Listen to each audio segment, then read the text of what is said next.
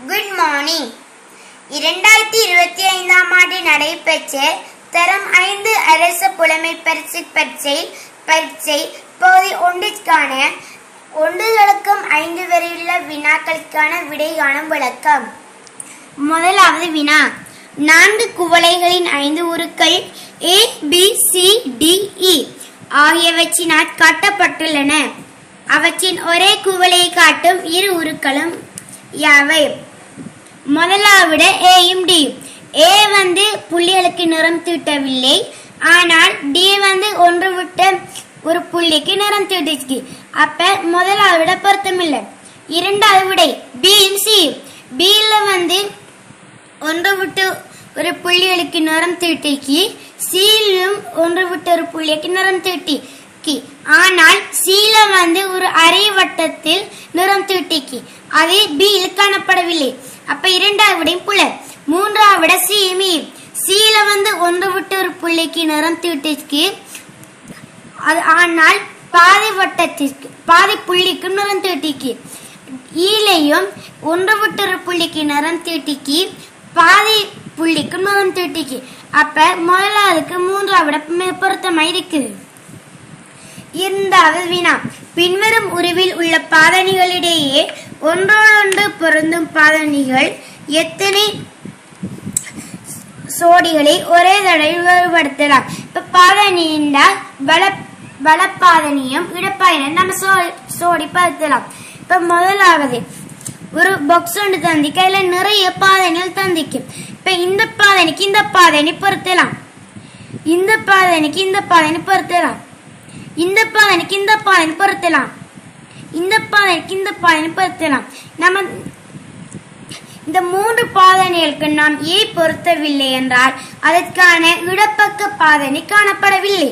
அப்ப நாம் 4 சோடிகளை ஒரே தடவையில் வேறுபடுத்தலாம். அப்ப இதுக்கான விடை முதலாவது.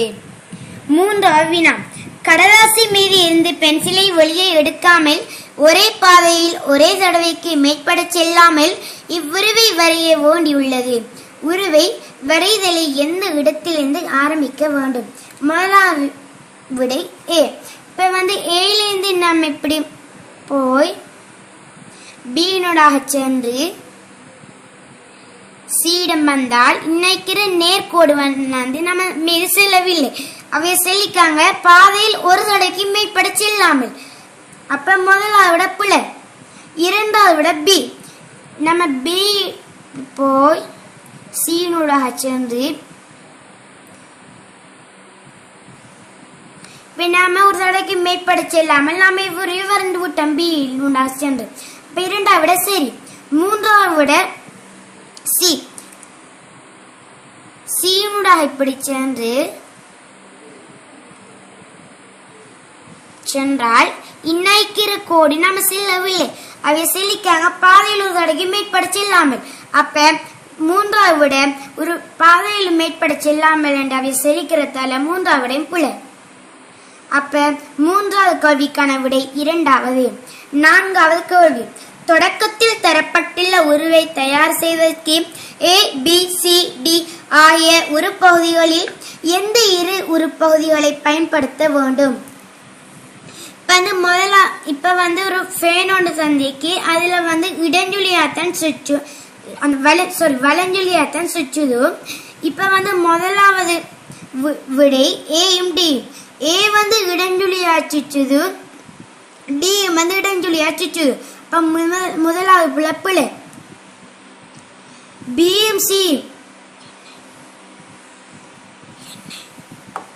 B யும் C. B வலஞ்சொலியா சுற்றுது, C இடஞ்சொலியா சுற்றுது. அப்ப இரண்டாவது விடை புல. மூன்றாவது வினா, B யும் D. B வலஞ்சொலியா சுற்றுது, D வலஞ்சொலியா சுற்றுது. அப்ப மூன்றாவது விட சரி. அப்ப நான்காவது வினாவிற்கு மூன்றாவது விட பொருத்தமாகின்றது. பெரியோர் சிறியோர் எல்லோரிடமும் நான் இருப்பேன், தேவையான போது ஒளியில் வருவேன், இதமான உணர்வு தந்து ஆறுதல் அளித்ததுமே என்னை தூய்மை அழிந்து போகுமே. இந்த வரிகளில் கருத்துள்ள மிக நன்றாக பொருந்துவது கண்ணாடி நம்ம பார்வைக்கு மட்டும்தான் உயர்ந்தது, அதை நாம் தூய்மை அழிந்து போக முடியாது. அப்ப இந்த வரிக்கு முதலாவிட கண்ணாடி பொருந்தாது. இரண்டாவது விட சீப்பு.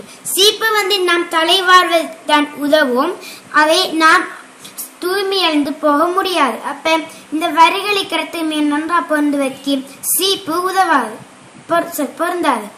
மூன்றாவது விடை கைக்குட்டி. இப்ப நம்ம கைக்குட்டி நம்ம அழுக்குகளை துடைக்க கைக்குட்டை உதவும், அதை நாம் தூய்மை அழிந்து போக நாம் செய்யலாம். அப்ப வரிகளை கருத்து நன்றா பொருந்துவது மூன்றாவது விடை. இப்ப ஐந்தாவது வினாடிக்கான மூன்றாவது விடை பொருத்தமாகின்றது.